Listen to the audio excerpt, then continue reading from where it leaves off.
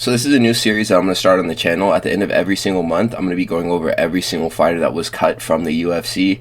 At the bottom right, this is going to be the beginning of the tirade that the organization has went on towards the start of 2024, where they were just cutting the entire roster for being not good enough to compete in the UFC. When's the last time you heard names like Charlie Ontiveros, Magomed Mustafayev, peace be with his soul, Nick Maximov, the Diaz Camp Grunt, and then also Misha Serkunov, whose name I haven't heard since UFC 4. Quick little throwback before we get into the picks. Salute to all the fighters who've lost their jobs this month. We're going to start with Alex Caceres. This one hurt the worst. I fell for the hezzy whenever I saw this out of the UFC post from Burt MMA. Go follow Burt MMA as well. This guy keeps me up to date with all of the news that I need to stay informed to provide content for you guys. So please give him a follow on Instagram. Burt_MMA. He has Burt MMA 2 and 3. They're all good channels to follow. You got to follow all three pages. Alex Caceres was 16, 15, and 1 in the UFC. He announced that he was fighting on the TKO boxing card alongside a bunch of other non-active UFC fighters or fighters who had just recently gotten cut. So personally, I was thinking to myself, okay, all these fighters are cut, most of them on this TKO boxing card. The UFC is under contract with the TKO organization, so technically they could have their fighters go and do WWE events if they wanted to, just because it's all within the parent company. So I didn't think that just because, I think that he's co-maining this event, the TKO boxing card, I didn't think that just because he had this slot on the event that he would be out of the UFC, but days later after they posted the full card, he had been cut. So that really hurt my feelings. Bruce Leroy is a fun karate style fighter, and he would either normally lose or win very close decisions whenever they were striking affair as his fights. He had been in the UFC and fighting in this organization since I was 8 years old. I was born in 2003. He started fighting in the UFC early 2011, before my birthday, so when I was like 7 years old actually. Sean Woodson, Giga Chikadze, Sadiq Yusuff, and Yair Rodriguez were all very close fights and could have changed the course of his career. He could be sitting at the top 5 of this division right now. Granted, he did win like 2 or 3 more fights at certain points. And for the fact that he lost, he remained super low-key this whole time, even though he's fought on every single UFC Fight Night card since the housing recession in 2008, it seems like. I'm going through his record. Look at all those fight nights, dude. It stings, man, because he wasn't Raymond Daniels or prime Stephen Wonderboy Thompson, but he was a highlight of these Fight Night prelims, and I'm going to miss watching him kickbox with contenders that are moving up through featherweight, because he was a fun fighter. The next combatant the organization had parted ways throughout the month of May is going to be Dontel Mays. Dontel Mays went 6-9 in the organization. He existed to put on stinky heavyweight prelim fights. He'd normally just get defeated by getting out wrestled in. He was the fat heavyweight who you would beat as another fat heavyweight before getting knocked out by Derek Lewis. And that happened to a couple of guys like Rodrigo Nascimento, Augusto Sakai, and I think that Hamdi Abdelwahab beat him and was about to get a fight with Curtis Blades. The question I want to pose is, what would Cyril Gane be without Dontel Mays? What would Shamil Gaziev be without Dontel Mays? Heel hooks don't work in MMA, and Dontel Mays got heel hooked twice. Once by Walter Walker, which he's a good grappler, so no real shame in that, I guess, even though heel hooks don't work in MMA. But the second time that he got heel hooked, or the first rather, was against Cyril Gane. And how bad at grappling do you need to be in order to get heel hooked by Cyril Gane? And we got the answer to this question in his last fight against Thomas Peterson, where he got the Kevin James Here Comes the Boom special, and Dana White decided that he had seen enough. And to be honest, I kind of have too. It's sad for the fact that he lost his job, but if he wanted to stay, literally all he had to do was learn how to wrestle a little bit, or dig an underhook so he could stay off the cage whenever people started to try to wrestle him. Against Caio Machado, which was one of the 2 fights that he won in the last 3 years, he actually didn't look too bad. And he was grappling in that fight, and he was winning the positions in the grappling. So I was like, he might actually bounce back here and do well. But he tried to keep the momentum going after this win, and he took some very short-scheduled matchups back to back to back, and he lost all 3. So he can always go to Karate Combat and fight with Rebelis to Spain there, if he needs work. The next warrior, Ivana Petrovic, 1-3 in the UFC. This is a classic story of the WMMA fighter who's really just a kickboxer, and this is a person who's never put on a jiu-jitsu gi or sniffed a mat before. Petrovic made me look like a buffoon for selecting her to win against Juliana Miller on Sanhagen versus Figueiredo that fight night, and she had gotten beaten with WWE level wrestling. Jamie Lynn Horth also wet blanketed her for like 15 minutes in one of the bathroom breaks that she competed in. I genuinely do not remember any of her fights, and I can hardly remember what her last match with Juliana Miller was like. just that she lost and that it was boring. And I can remember how silly Juliana Miller looked after winning this really bad decision and then knowing that she won the decision and then disengaging from a takedown that she was attempting at the final bell and just screaming into the crowd knowing that she won and that my pick was wrong.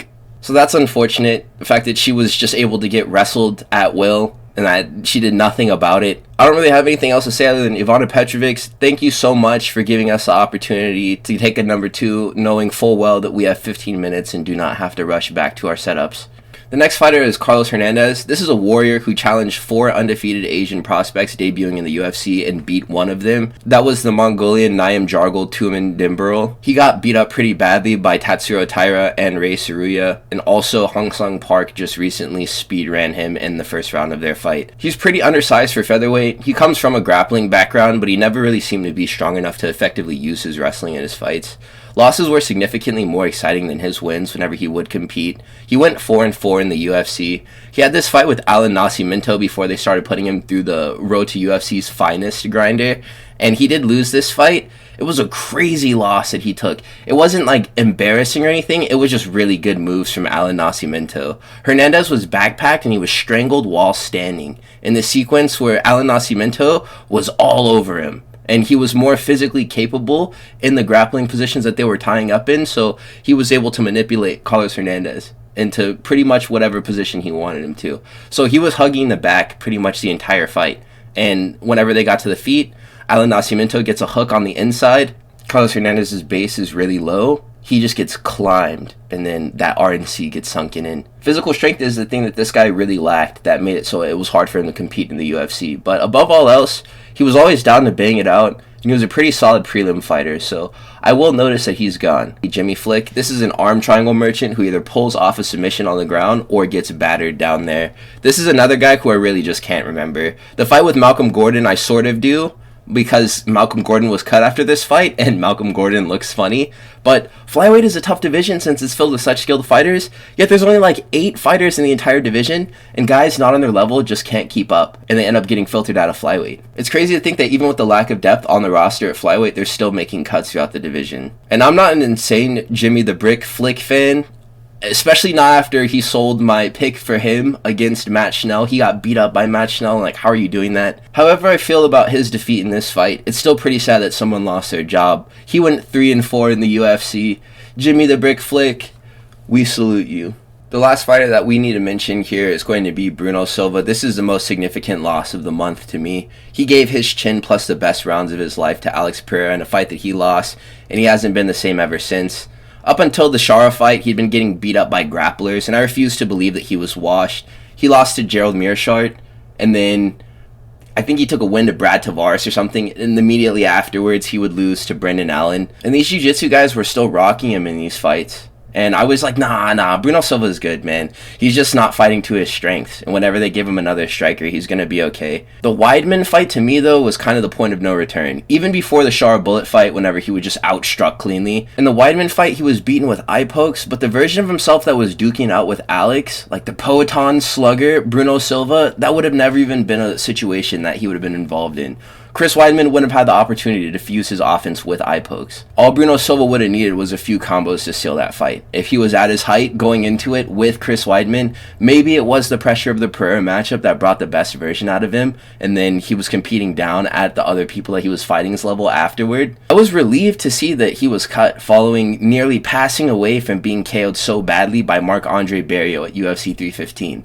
It was a clinch that they were in. Marc-Andre Barriault throws a short elbow at the side of Bruno Silva's head, and if you watch the slow-mo footage, you see a dent that the point of Marc-Andre Barriault's elbow left in the side of Bruno Silva's head, and he didn't move for like 15 minutes and needed to be stretched out of the octagon. And that opened my eyes and made me realize that this guy not only doesn't have a chin, he doesn't have the defense to make it so that his chin isn't getting tested throughout his fights, no matter who he's fighting. So it's good for the fact that his brain is going to be getting a rest. That was a really nasty spill. It looked like he had taken brain hemorrhaging. This was like Jeff Neal versus Vicente Luque type punishment that was issued to him in a matter of like 15 seconds too. That entire sequence took like no time at all, and Bruno Silva nearly died. He went 4-7 in the promotion, which a lot of these fights I regret reading the fact that he lost them, because I feel like a lot of them were winnable fights for him, especially if he was who I thought he was. But whatever. This is why I say no expectations for any of these fighters, because we are but men. So these are going to be my picks for all the fighters who were cut in the month of May. I will see you guys at the end of June to discuss the fighters who have been cut throughout that month. Hopefully we don't lose any more important people. The worst fighter to have been cut as of late has got to be Jairzinho Rozenstruik. Heavyweight is suffering right now, and we just lost a key figure, it feels like, as we are forced to watch Thomas Peterson versus Dontel Mays. And even though Dontel Mays isn't with us anymore, he lasted longer than Jairzinho, which is crazy. That's just the way the game goes. Best organization in the world, talent has to be at a certain level, understandable. So if you made it to this point in the video, please do like, comment, and subscribe. Nearly there at 300 subs, you guys. I love you all. Thank you so much for supporting me. I want each of you to have a wonderful day. I will see you in the next upload, my brothers.